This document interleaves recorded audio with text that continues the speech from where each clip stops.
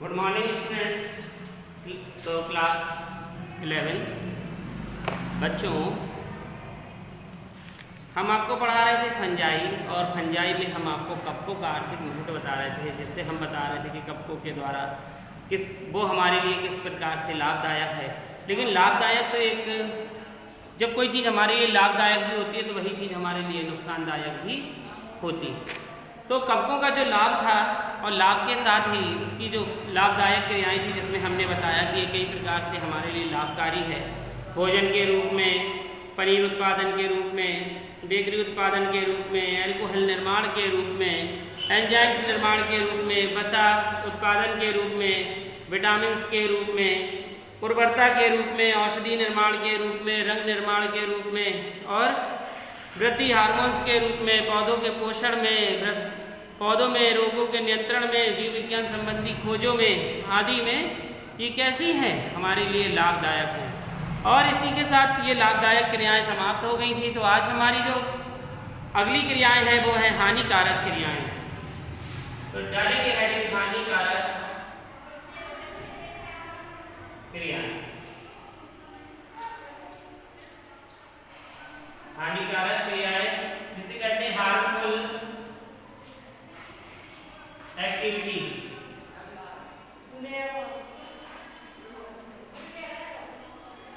Harmful activities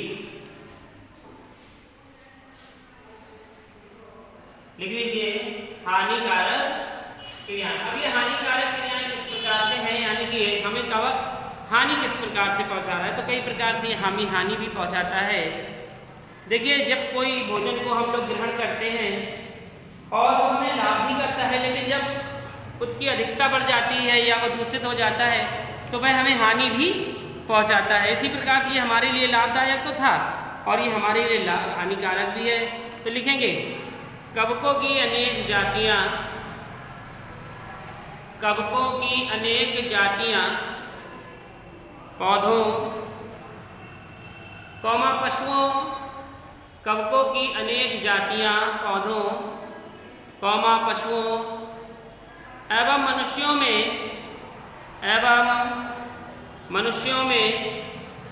विभिन्न प्रकार के, मनुष्यों में विभिन्न प्रकार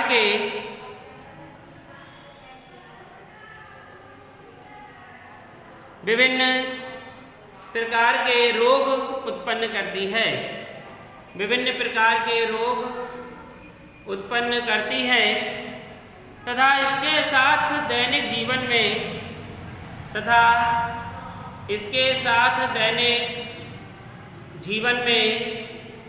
काम आने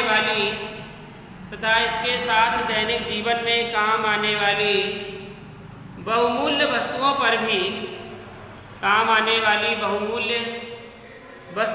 भी संक्रमण को नष्ट कर देती हैं। संक्रमण कर नष्ट कर देती हैं। देखिए, दैनिक जीवन में बहुत सारी बहुमूल्य वस्तुएं जो काम आती हैं, उनमें क्या करती हैं, संक्रमण पैदा कर देती हैं और उन्हें नष्ट कर देती हैं। ठीक है, लिख लिया।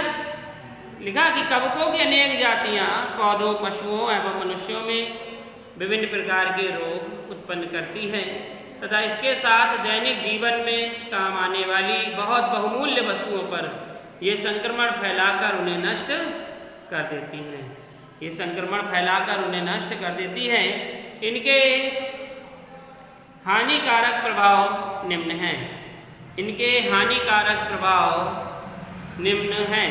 सबसे पहले लिखेंगे पादप रोग।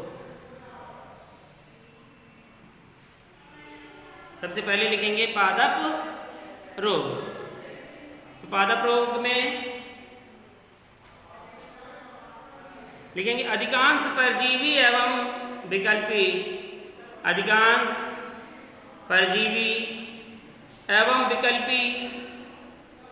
मृतोपजीवी कवक, अधिकांश परजीवी एवं विकल्पी मृतोपजीवी कवक पौधों में अनेक प्रकार के कवक, पौधों में अनेक प्रकार के रोग उत्पन्न करते हैं, पौधों में अनेक प्रकार के रोग उत्पन्न करते हैं। इस प्रकार इन रोगों के द्वारा, इस प्रकार इन रोगों के द्वारा प्रतिवर्ष 400 करोड़ रोगों के द्वारा प्रतिवर्ष 400 करोड़ रुपए की कीमत के 400 करोड़ रुपए की कीमत के फसलों या उनसे प्राप्त होने वाले फसलों या उनसे प्राप्त होने वाले उत्पाद नष्ट हो जाते हैं, या उनसे प्राप्त होने वाले उत्पाद नष्ट हो जाते हैं। तो देखिए, जो कवक के द्वारा जो रोग हैं और जो फसल होती है करोड़ों रुपए की, और ये जब कवक उनमें लग जाते हैं तो ये फसलों को क्या कर देते हैं, नष्ट कर देते हैं, उन्हें खराब कर देते हैं। तो उसी के आगे हम आपको एक चार्ट के माध्यम से बताएंगे कि कौन कौन सा रोग कौन कौन सी फसल पर लग जाता है और उन्हें नष्ट कर देता है। तो एक डालिए हेडिंग, कवक जनित प्रमुख, कवक जनित प्रमुख, कवक जनित प्रमुख पादप रोग, कवक जनित प्रमुख पादप रोग। एक तरफ लिखेंगे पादप और दूसरी तरफ लिखेंगे रोग।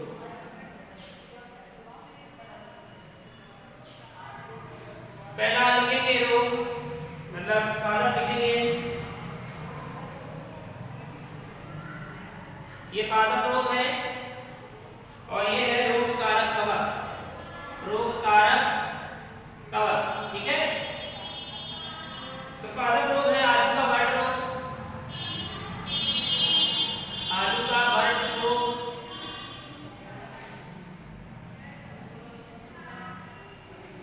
देखिए जो आलू का बर्ड रोग था, इसके खाने से मतलब आलू में बर्ड रोग हो गया था और इसके कारण से भयंकर अकाल पड़ा। कहां पर, आयरलैंड में, और कम से कम कितने लोगों की मृत्यु हुई थी, 10 लाख, 10 लाख लोग इससे मर गए थे। जितना रोग कारक था वो था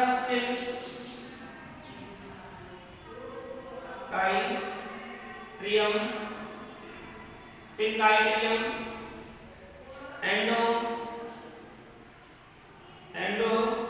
एंडोबायोटिकम,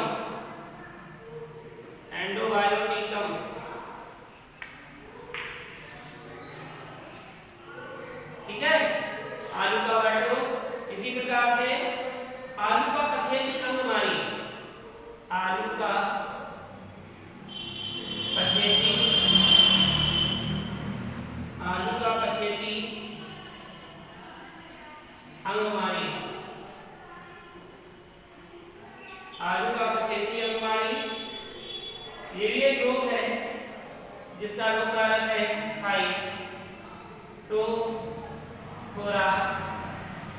फाइटोफथोरा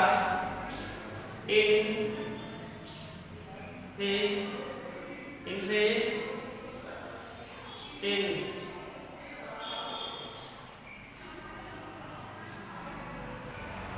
तीसरा है पपीते का तना विलगन, पपीते का तना विलगन, पपीते का तना विलगन, यह है पाइथियम,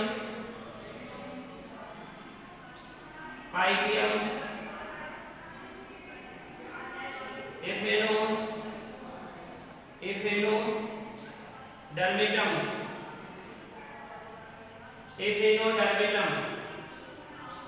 ये है गेहूं का काला कीट रोग, गेहूं का काला कीट, गेहूं का काला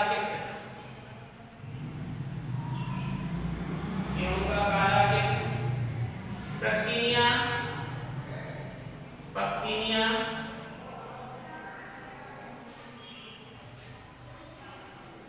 ग्रेमिनेस,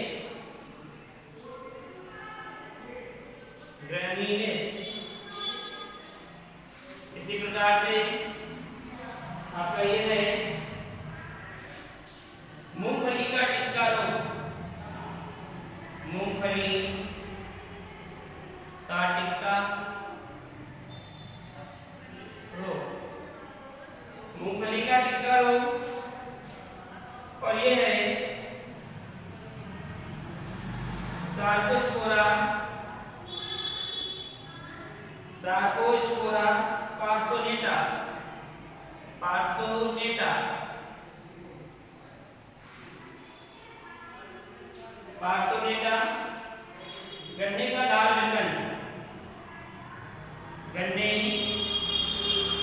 का लाल विलगन,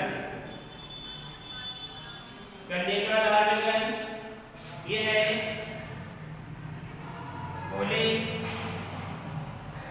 तो ट्राइकम, कोलेटो ट्राइकम, फाल्टेकम, फाल्टेकम। फिर इसके बाद है धनिया का स्टेम गालनोड, धनिया का स्टेम गालनोड।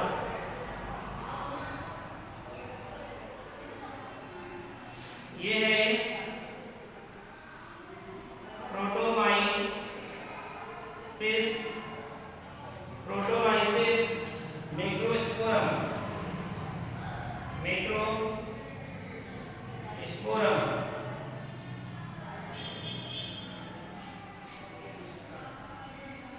और ये है डैम्पिंग रोग, डैम्पिंग रोग, डैम्पिंग रोग। ये है पाइथियम, पाइथियम डिब्रियम, डिब्रियम। ये नोट कर लीजिए। वैसे तो और भी बहुत सारे रोग हैं, जैसे हमने आपको यहाँ पर बताया कि माता रोग, आलू का वर्ड रोग था। आयरलैंड में बहुत सारे लोगों की मृत्यु हुई थी। ये सिंकाइटियम एंटीबायोटिक कम, जो इसका रोगकारक कवक था, उससे हुआ। आलू का पछेती बीमारी रोग था जो टोरा इन्फेंटेंस के द्वारा हुआ।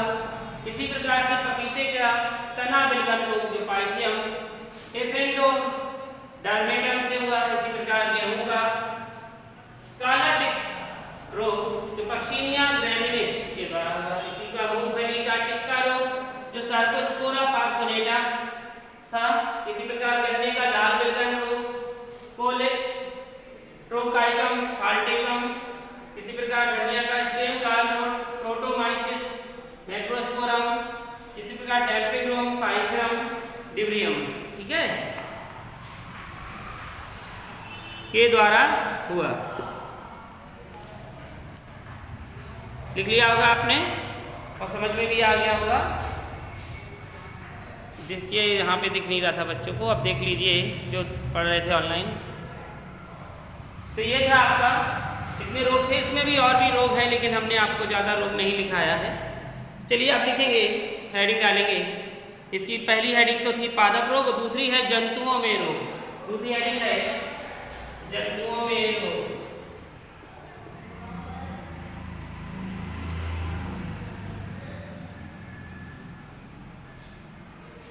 दूसरी हेडिंग डालेंगे जंतुओं में रोग। तो देखिए ये जंतुओं में रोग किस प्रकार से फैल रहा है। अभी ये किसमें था, पादपों में रोग फैल रहा था, ये जंतुओं में फैल रहा है। तो देखें कुछ कवक जंतुओं में, कुछ कवक जंतुओं में परजीवी के रूप में रहते हैं। कुछ कवक जंतुओं में परजीवी के रूप में रहते हैं तथा अनेक रोग उत्पन्न करते हैं, तथा अनेक रोग उत्पन्न करते हैं। जैसे एंटोमोप्थोरा, जैसे एंटोमोप्थोरा की जातियां, जैसे एंटोमोप्थोरा की जातियां, फिर से सुनेंगे, कुछ कवक जंतुओं में परजीवी के रूप में रहते हैं तथा अनेक रोग उत्पन्न करते हैं, जैसे एंटोमोप्थोरा की जातियां,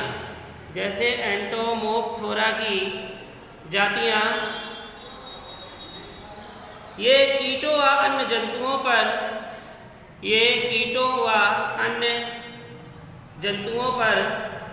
परजीवी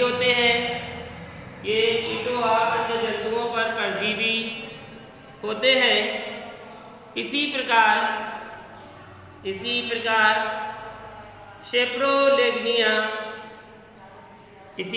सेप्रोलेग्निया एवं एकलिया की जातियां मछलियों पर परजीवी रूप में रहकर संक्रमित करती हैं तथा रोग उत्पन्न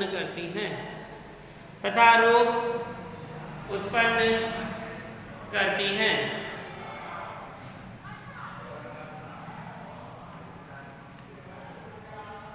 समझ में आया? ये मछलियों में भी उत्पन्न करती हैं तथा परजीवी के रूप में मनुष्यों में भी रहती हैं। अगली हेडिंग डालेंगे थर्ड, मनुष्यों में रोग। हेडिंग थर्ड, मनुष्यों में रोग।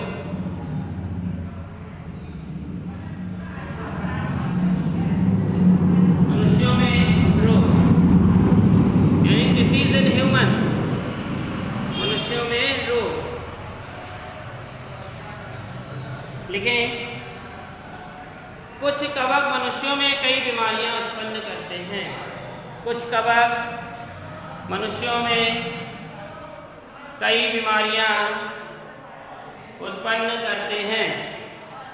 कुछ कवक मनुष्यों में कई बीमारियां उत्पन्न करते हैं, जैसे एस्परजिलस की कुछ जातियां,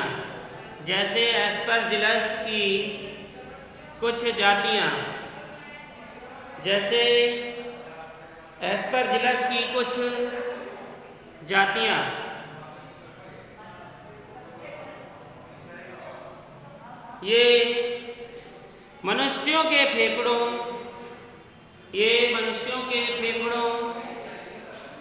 चर्म एवं कान में, यानी कि फेफड़ों में और तथा चर्म एवं कान में रोग फैलाती हैं, तथा कुछ जातियां जहरीला पदार्थ उत्पन्न करती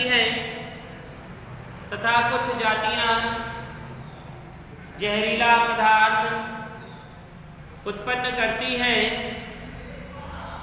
जो कैंसरकारी होता है,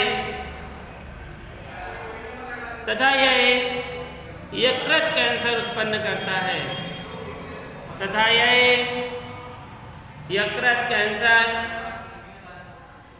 करता है। यह खाना पकने के बाद भी नष्ट नहीं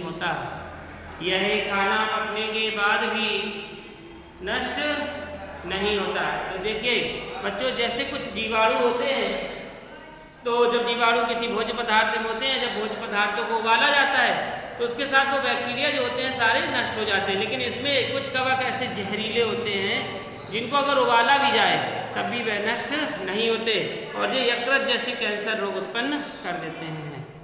तो कवक ने आपने देखा कि जब ये कान में लग जाते हैं तो कान में फफूंद टाइप की लग जाती है ना, जिसे दाद कहते हैं कि दाद सा हो गया है, कान के पीछे फफड़ता चला जाता है। ये फेफड़ों में भी फैल जाता है, इतना खतरनाक होता है। अगली लाइन से इसी में लिखेंगे, कुछ कवक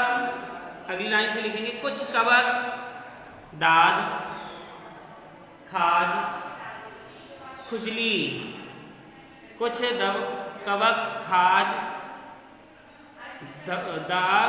दाद, खाज, खुजली,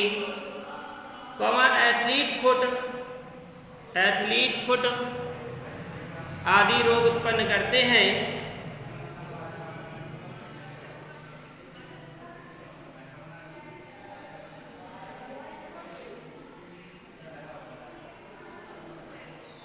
आदि रोग उत्पन्न करते हैं तथा रोगों से तथा कवकों से कई प्रकार के रोग उत्पन्न हो जाते हैं तो देखिए बच्चों, आपको आज हमने हानिकारक क्रियाओं में जो मनुष्यों में रोग होने वाले थे उनके नाम बताए, जो पादपों में थे उनके भी नाम बताए। अब कवकों में किस प्रकार का कौन सा रोग हो रहा है और कौन सा भाग यानी कि कौन से अंग को प्रभावित कर रहे हैं, ये हम आपको अगली क्लास में बताएंगे।